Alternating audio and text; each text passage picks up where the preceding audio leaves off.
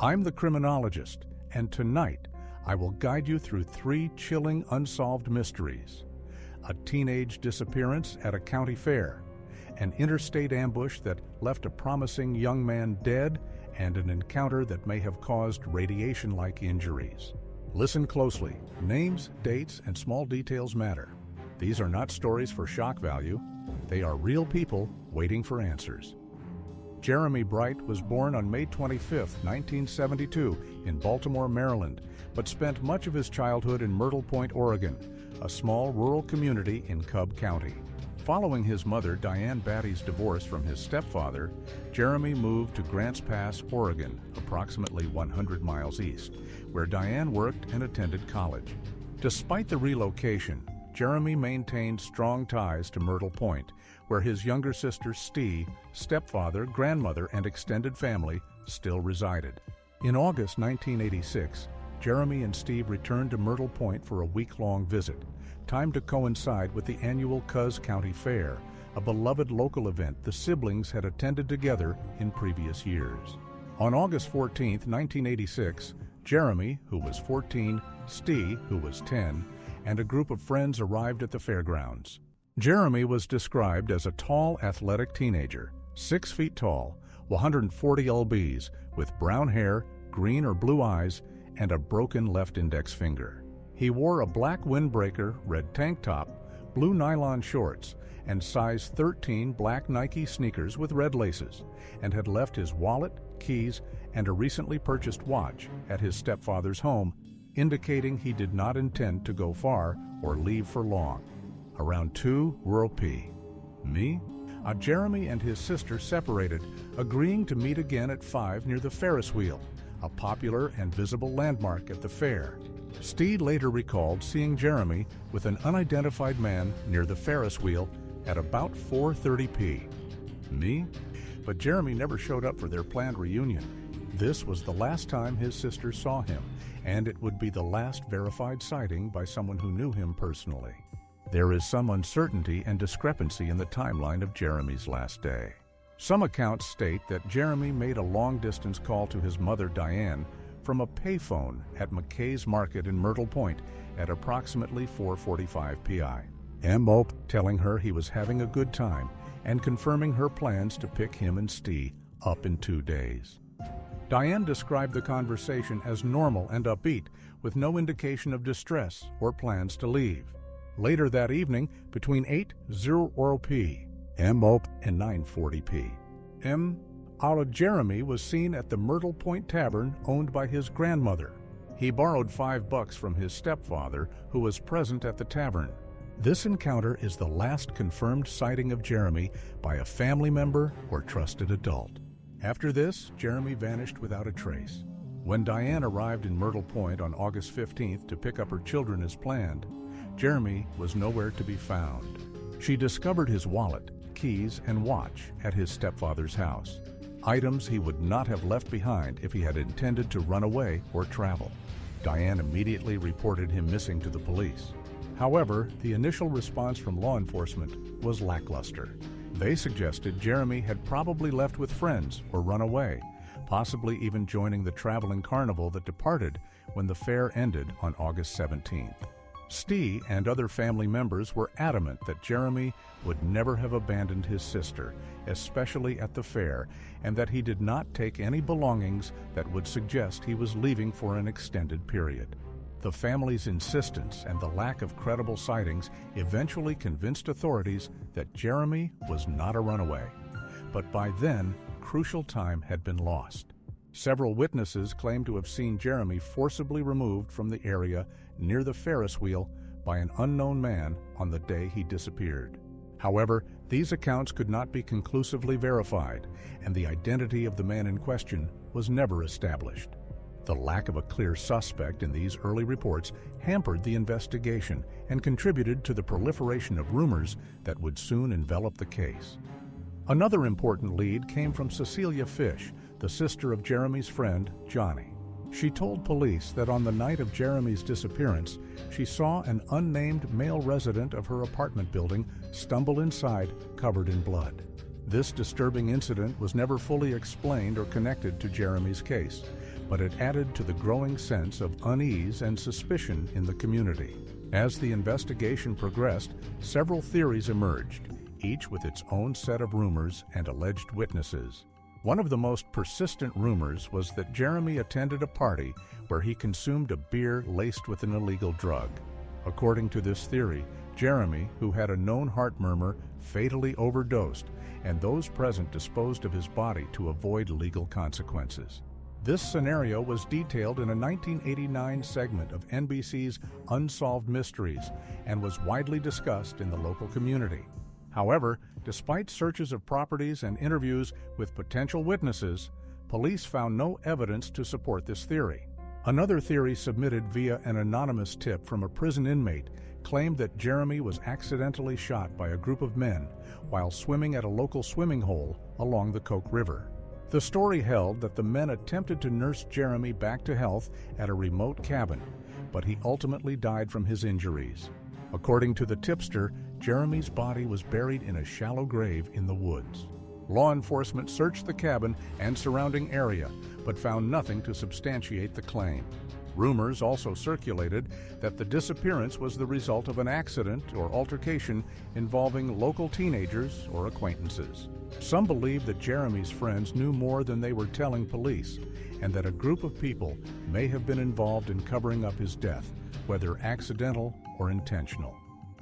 These suspicions were heightened by reports of individuals acting evasively or refusing to cooperate with investigators. The most significant person of interest to emerge in the case was Terry Lee Steinhoff, a local man who had previously babysat Jeremy and was known to the family. According to some accounts, Jeremy was last seen in the passenger seat of Terry's truck on the day he disappeared. Terry's criminal history came to the forefront in January 1989 when he was charged with the murder of a 32-year-old woman named Patricia Morris. He was later convicted and died in prison in 2007 while serving a life sentence. Law enforcement made multiple attempts to interview Terry about Jeremy's disappearance, but he was never forthcoming and refused to cooperate with investigators. Authorities searched his property and several other sites across the region, including a pond in 2016, where police believed Jeremy's body could have been dumped, but these searches yielded no results. Despite the lack of direct evidence linking Terry to Jeremy's disappearance, many in the community and within law enforcement have long suspected his involvement. However, as former County Sheriff Craig Zani explained, "Lots of times I think we're on the right path. The problem is, I don't have enough information to do anything with." Several decades later, the disappearance of Jeremy Bright continues to stump investigators.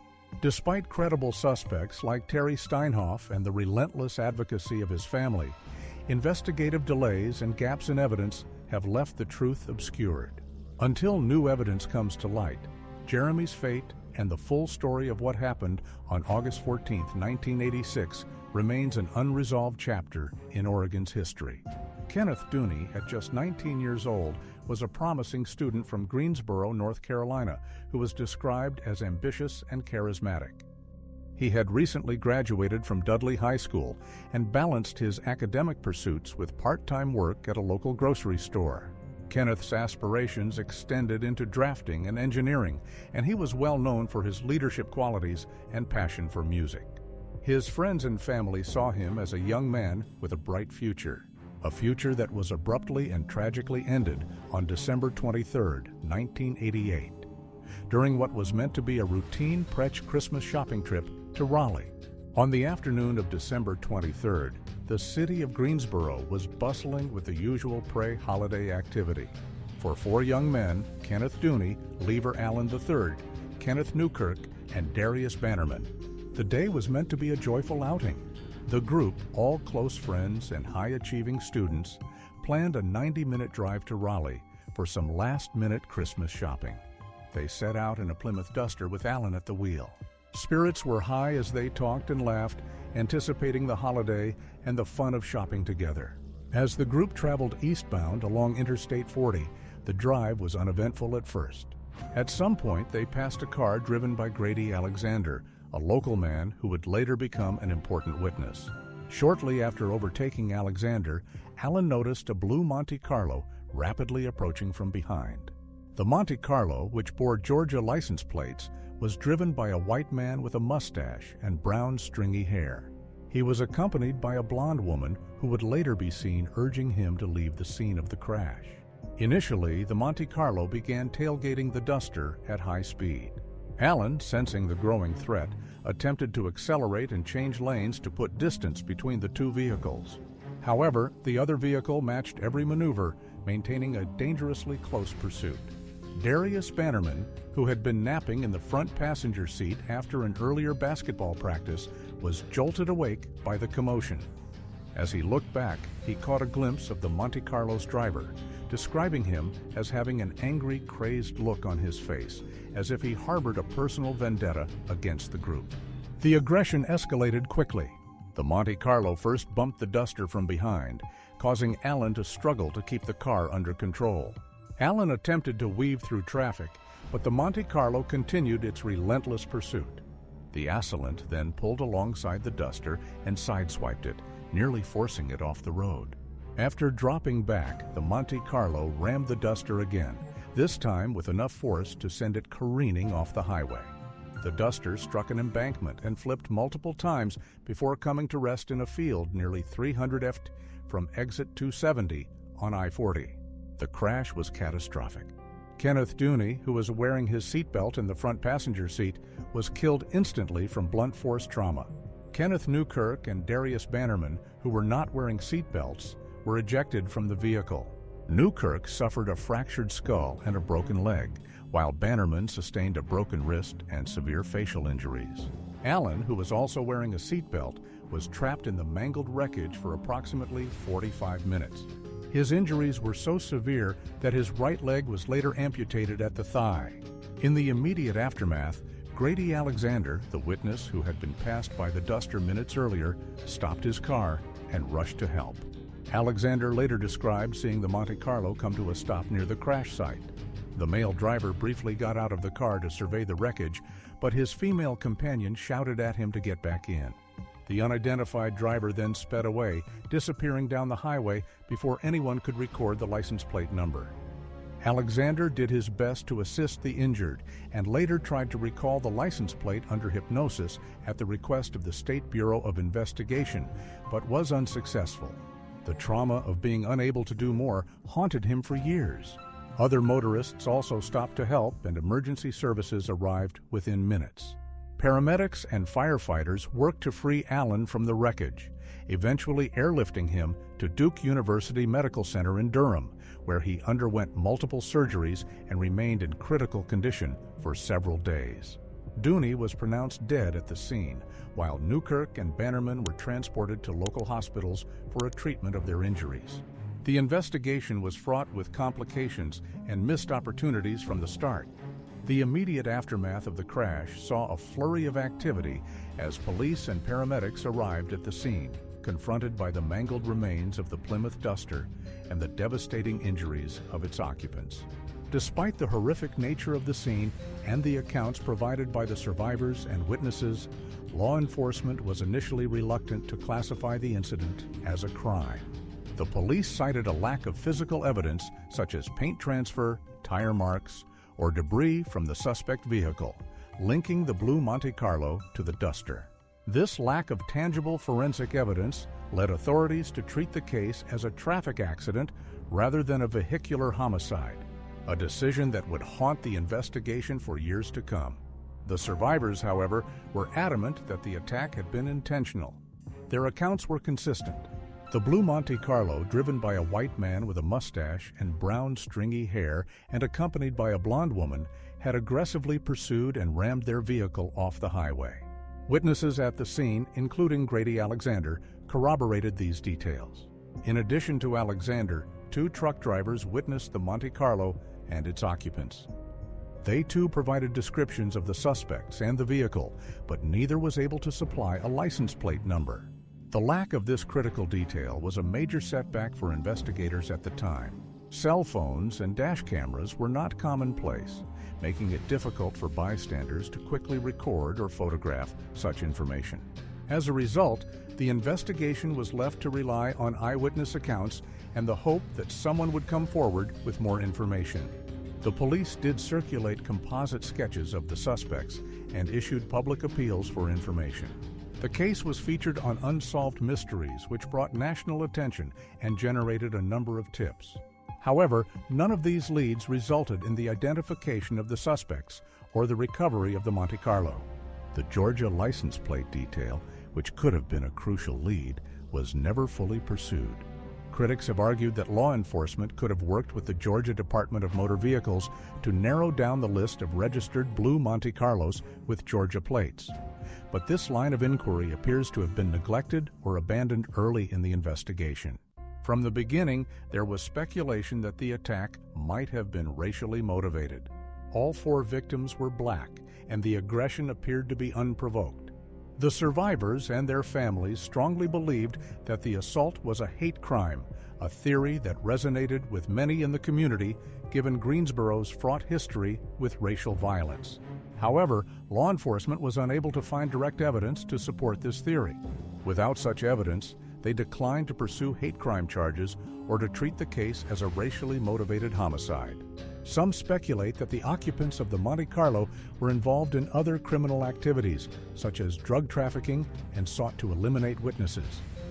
There have also been allegations of police negligence, with families criticizing the handling of the case and alleging bias in the dismissal of the survivors' accounts. The families of the victims have been tireless advocates for justice. Kenneth Dooney's mother, Mary, became a vocal figure in the fight to keep the case alive until her death in 2015. Laverne Allen has publicly called for the case to be re-examined using modern forensic techniques. Online communities continue to dissect case details, hoping to identify the Monte Carlos occupants and bring closure to the case. As of 2025, no arrests have been made, and the case remains open but inactive in North Carolina's cold case unit. The Cash-Landrum incident unfolded on the evening of December 29, 1980, near Huffman, Texas, a small community approximately 30 miles northeast of Houston. Betty Cash, 51, a business owner, Vicki Landrum, 57, a homemaker, and Vicki's grandson, Colby, 7, were returning home to Dayton, Texas, after dining at a local restaurant in New KY. The trio traveled south on Farm to Market Road 1485, a narrow tree-lined road flanked by dense pine forests, when they encountered an object that would become the focal point of one of the most medically consequential UFO cases in history. At approximately 8:50 p.m., Betty, who was driving her 1980 Oldsmobile Cutlass, noticed a bright light hovering above the tree line to their right. Initially dismissing it as an airplane or a helicopter, she continued driving. Moments later, the light reappeared closer to the road, now illuminating the surrounding trees with an intense reddish-orange glow. As they rounded a bend near the intersection of FM 185 and Turkey Creek Road, the object came into full view. A massive diamond-shaped craft hovering at an estimated height of 30 to 40 feet, blocking their path. The witnesses described the object as metallic, with a faceted surface resembling brushed aluminum and a pointed apex. Flames erupted from its base in a V-shaped pattern, emitting blue and yellow plumes that Cash likened to a welder's torch. The heat radiating from the craft was immediately palpable, causing the car's exterior paint to blister and the vinyl dashboard to soften. Vicki Landrum, seated in the front passenger seat, pressed her hand into the dashboard to steady herself, leaving a permanent indentation. Betty brought the car to a stop approximately 150 feet from the object. As they sat immobilized, Colby, frightened by the scene, crawled into the floorboard of the back seat.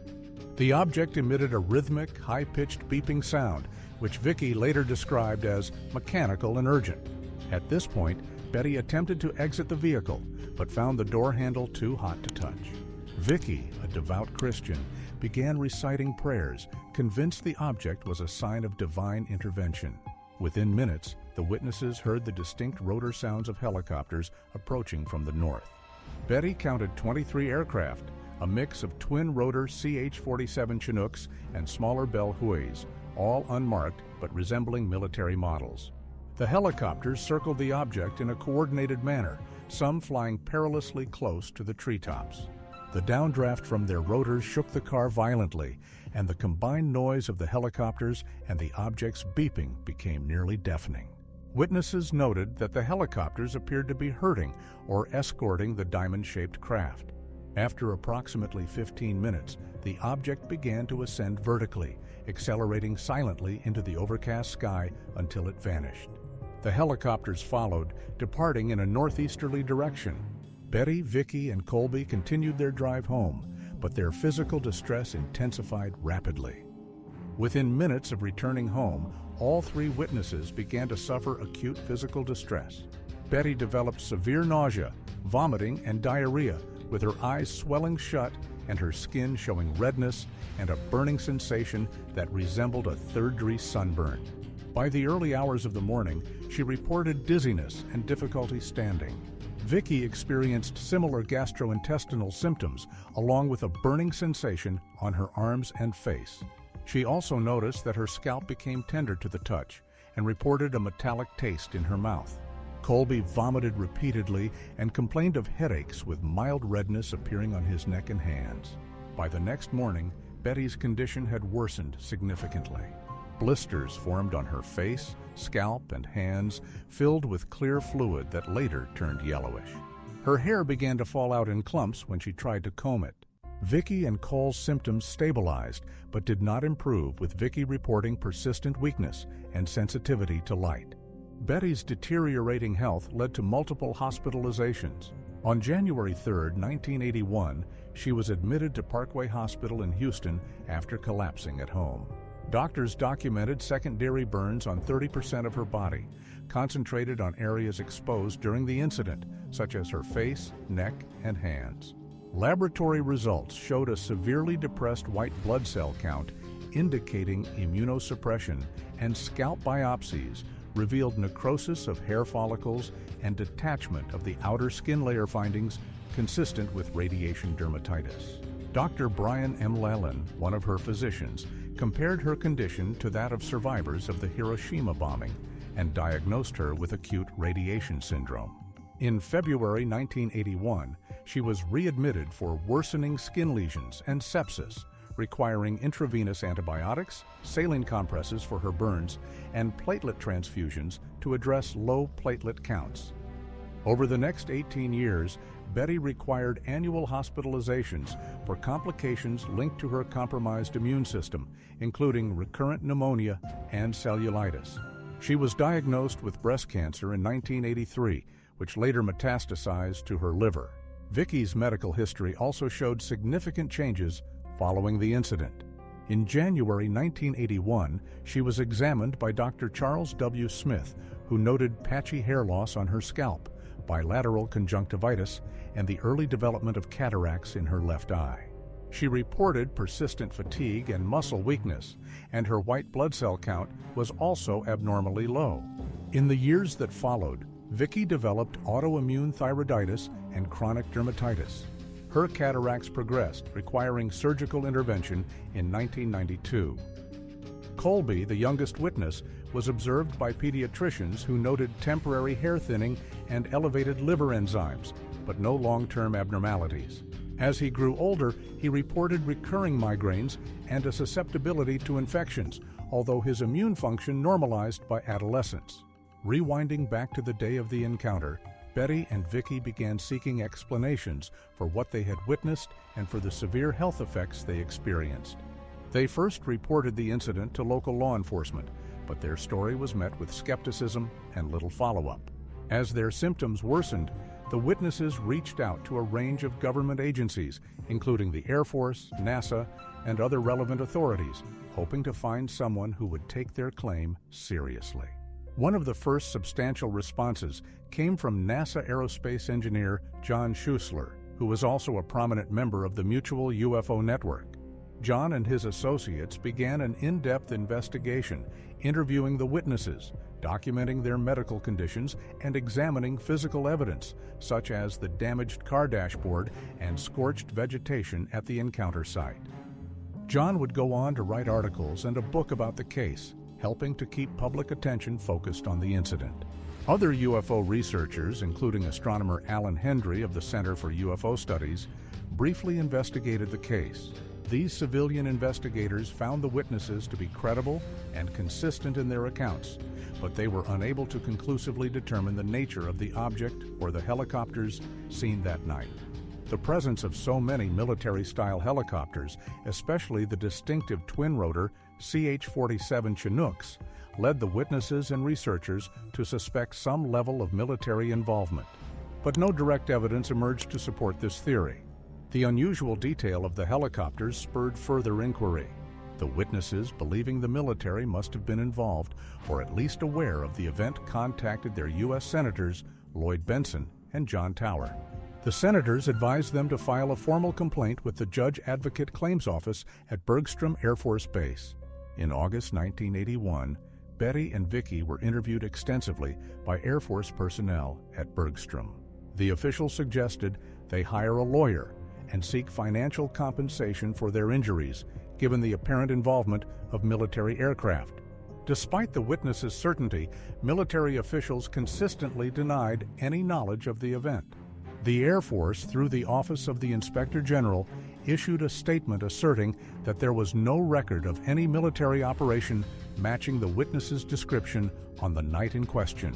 They also maintained that the type of radiation exposure described by the victims could not be linked to any known U.S. aircraft or weaponry.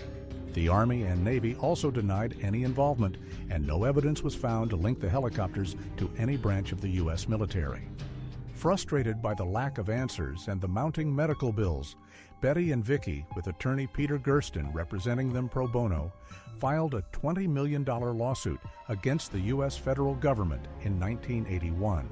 Their legal argument was that the government had been negligent in allowing a dangerous craft, whether experimental or otherwise, to operate over a public road, and that the military was responsible for the injuries they suffered.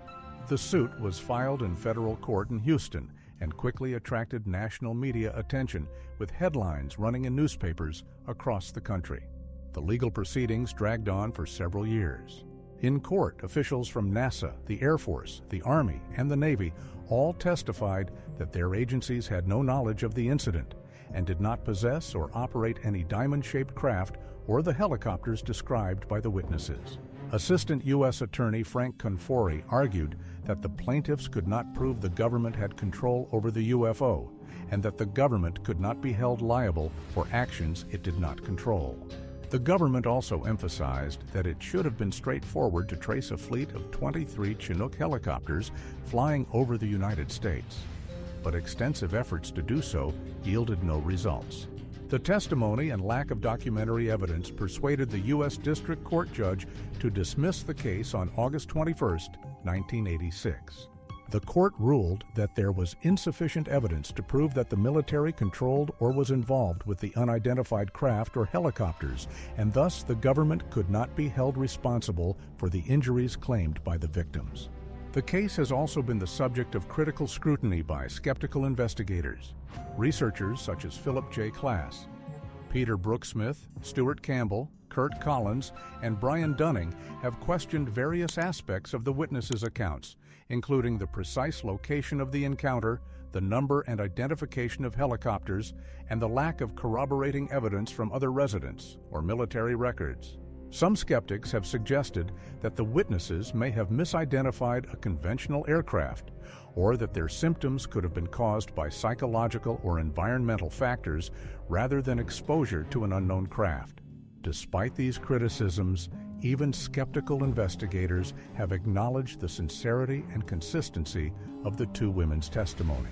The lack of resolution and the inability to trace the helicopters or identify the craft have left the case open to speculation and debate. The possibility that the object was an experimental military vehicle, a misidentified natural phenomenon, or something entirely unknown remains a matter of contention among researchers. If this episode moved you, subscribe to Criminologist and ring the bell. Share any tips in the comments or contact local cold case units if you have information. Even the smallest detail can break a case. We re-examine evidence, keep memories alive, and push for answers. Thank you for listening. Stay curious and stay compassionate.